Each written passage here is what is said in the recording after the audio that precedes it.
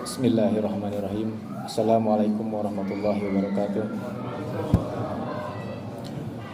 Alhamdulillahillazi anzala ala abdil kitaba wa lam yaj'al lahu iwaja.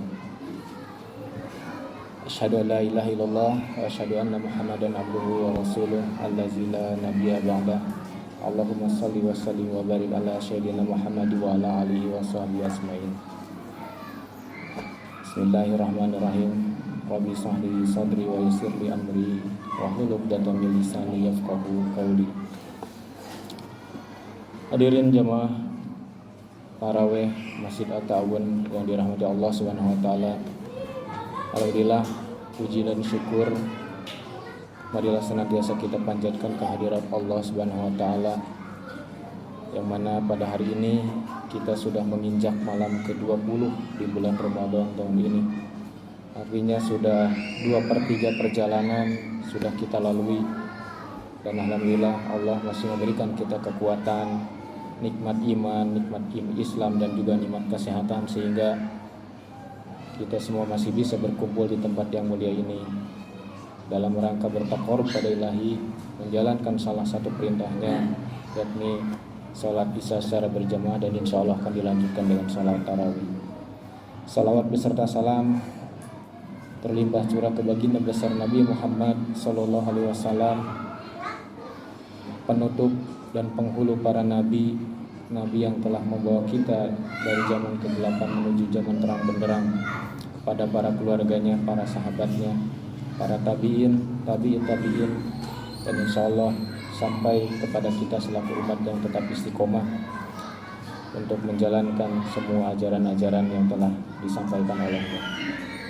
Hadirin yang dirahmati Allah Subhanahu wa taala, seandainya kita mau membangun sebuah bangunan, katakanlah itu rumah, gudang, ya, atau apapun itu, ya, utamanya rumah, ya. Tentu ada satu bagian penting yang tidak bisa kita lupakan agar menjadi bagian dari bangunan tersebut. Bagian yang penting tersebut itu berupa ventilasi, ya, berupa ventilasi dan juga toilet. Apa fungsinya ventilasi ini? Tentu sama-sama kita tahu, ventilasi yang melalui jendela atau pintu itu adalah untuk sirkulasi udara, ya, udara segar masuk, udara yang kotor keluar, ya. Atau juga fungsinya toilet, kita sama-sama tahu adalah untuk tempat pembuangan kotoran, ya. Atau mari sama-sama kita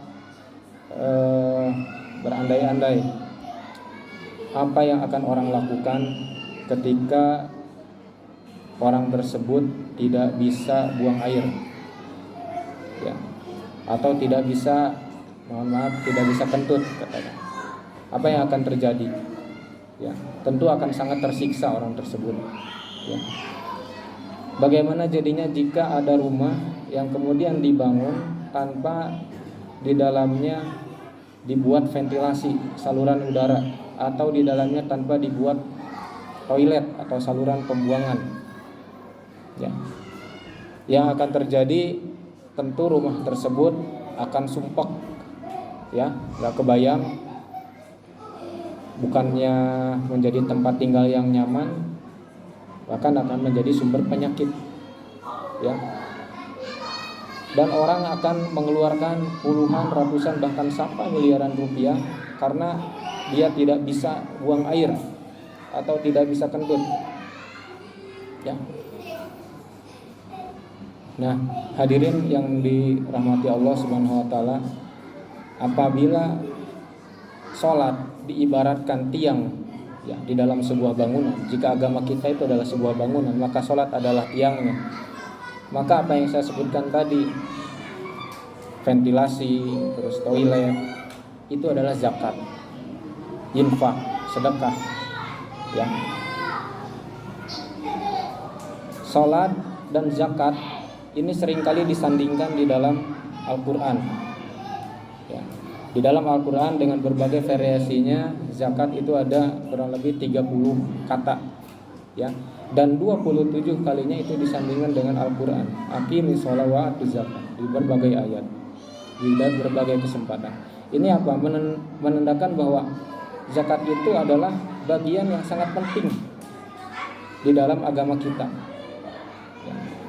Bayangkan jika makanan yang kita makan melalui mulut tidak bisa dikeluarkan, baik itu melalui keringat atau saluran pembuangan, apa yang akan terjadi? Tentu di situ akan menumpuk menjadi racun, bahkan akan sangat tersiksa dan mematikan.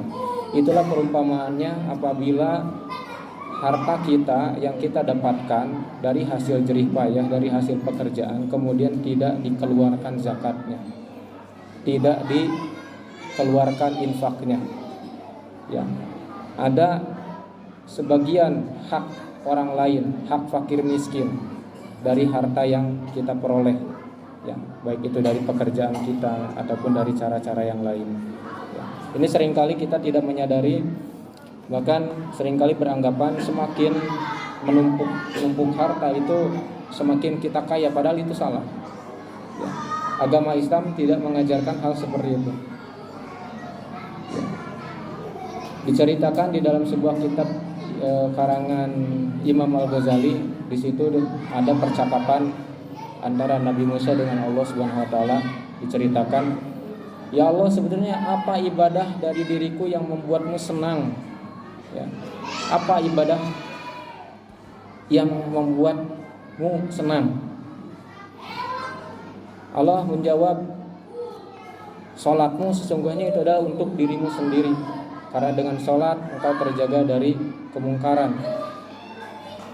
Puasa itu adalah untuk dirimu sendiri, ya, karena dengan berpuasa engkau jadi lebih terkendali, menjadi lebih sehat dan lain-lain. Zikir itu juga untuk dirimu sendiri. Dengan zikir maka hatimu menjadi tenang." Kemudian Musa bertanya lagi, "Lalu kalau begitu apa ya Allah ibadah yang membuatmu senang?"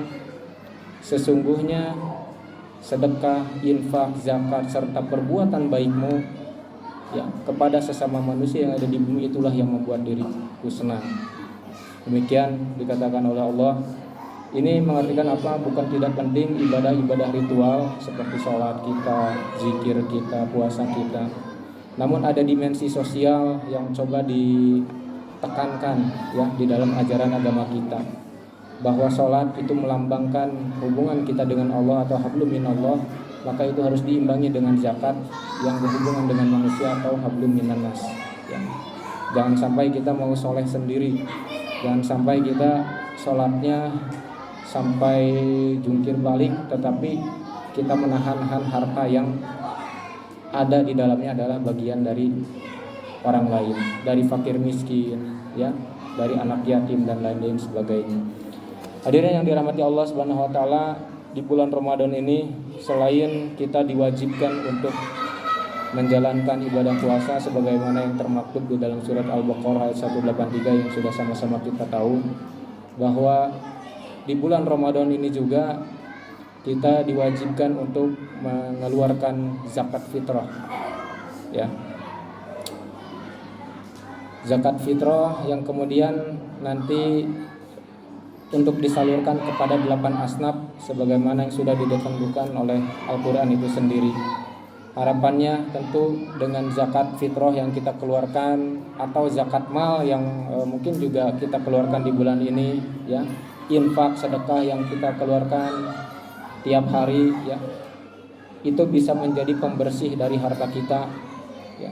Jangan sampai harta yang kita miliki itu justru menjadi racun bagi diri kita sendiri, karena hisabnya nanti akan berat di hari kiamat.